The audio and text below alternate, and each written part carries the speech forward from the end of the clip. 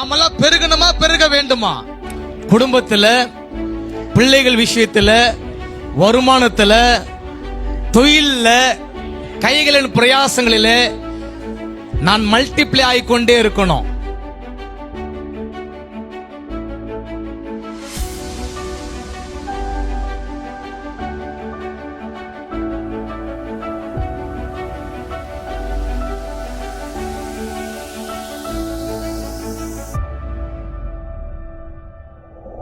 ஆதியாகமம் 1 அதிகாரம் 28.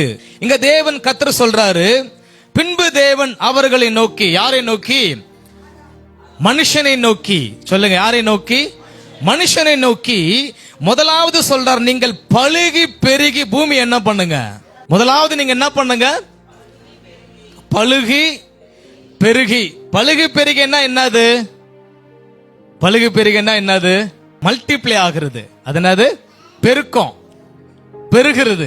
கர்த்தர் நம்மளை என்ன சொல்றாருன்னா, நீங்கள் ஆண்டு கொள்ளுங்கள் என்றாரு, நீங்கள் பெருகுங்கள் என்று சொல்றாரு. நீங்கள் மல்டிப்ளை ஆகிக்கொண்டே இருக்கணுமா? சொல்லுங்க, மல்டிப்ளை ஆகணும்.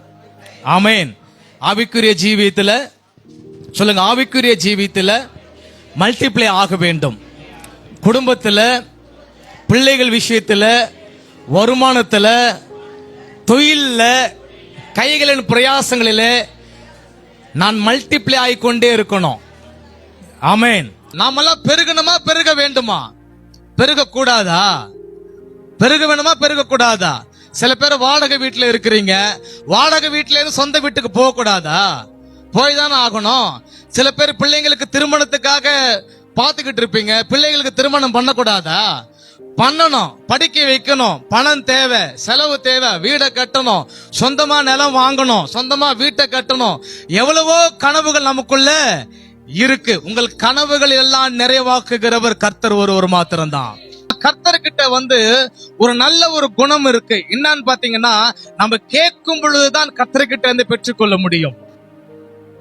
நாம் ஜெபிக்கும் பொழுதுதான் கர்த்தர்கிட்ட ஜெபத்துக்கு நாம் பதில் பெற முடியும். கவனிக்கிறீங்களா இல்லீங்களா? நாம் ஜெபிக்கும் பொழுதுதான் கர்த்தர் நம்ம கிட்ட நம்ம என்ன பண்ண முடியும்? பெற்றுக்கொள்ள முடியும். நம்ம ஜெபிக்கலன்னா பெற்றுக்கொள்ள முடியவே இல்ல. கர்த்தர் அழகா செஞ்சுட்டு போயிட்டே இருக்கலாம் எல்லாருக்கும். ஏன் செய்யல? நீ ஜெபிக்கும் பொழுதுதான், நீ கர்த்தரிடத்துல கேட்கும் பொழுதுதான், நீ மன்றாடும் பொழுதுதான் கர்த்தருடைய ஆசீர்வாதம் உன்னை விரட்டி கொண்டு வரும், உன்னை பின்பற்றும். சொல்லுங்க, உன்னை பின்பற்றும். உன் தேவைகள் சந்திக்கப்படும்.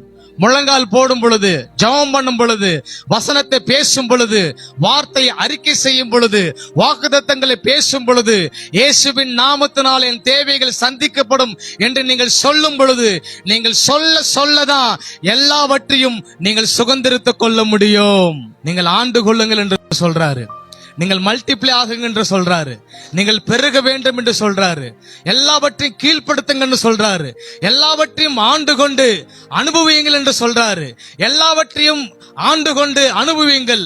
உங்களை ஆசீர்வதிக்கிறார். ஆசீர்வாதத்தை பாருங்க, ஆசீர்வாதத்தை தேடுங்க, கர்த்தருடைய ஆசீர்வாதத்தை பேசுங்கள், கர்த்தருடைய ஆசீர்வாதத்தை உச்சரியுங்கள், கர்த்தருடைய ஆசீர்வாதத்தையே நோக்கி நீங்கள் பாருங்கள்.